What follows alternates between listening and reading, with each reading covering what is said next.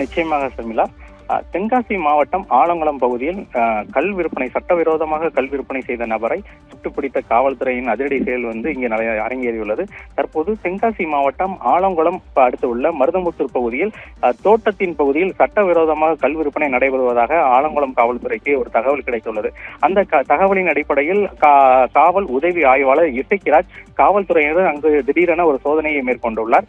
அந்த சோதனையின் போது கல் வியாபாரம் செய்து கொண்டிருந்த இசைக்கிராஜ் என்பவர் மணிகண்டன் என்பவருக்கும் காவல் உதவி ஆய்வாளர் இசைக்கிராஜ் என்பவருக்கும் இடையே ஒரு வாக்குவாதம் ஏற்பட்டுள்ளது. இந்த வாக்குவாதம் முற்றிய நிலையில் இருவருக்கும் இடையே கைகலப்பு ஏற்பட்ட நிலையில் இருவரும் அங்கு சண்டையிட்டு கட்டி உருண்டதாகவும் கூறப்படுகிறது.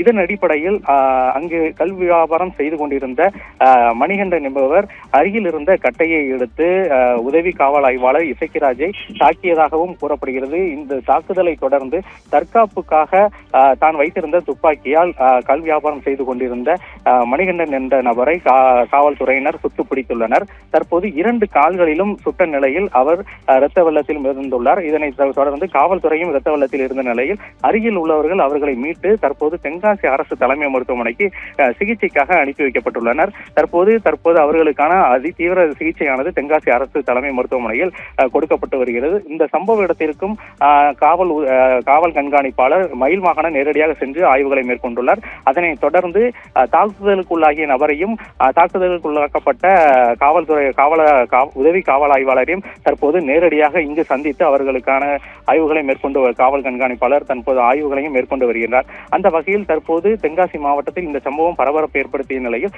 தற்போது தென்காசி அரசு தலைமை மருத்துவமனையில் போலீசாரால் குவிக்கப்பட்டு இங்கு ஒரு பரபரப்பான சூழலானது ஏற்பட்டுள்ளது என்பது குறிப்பிடத்தக்கது. ஷர்மிளா,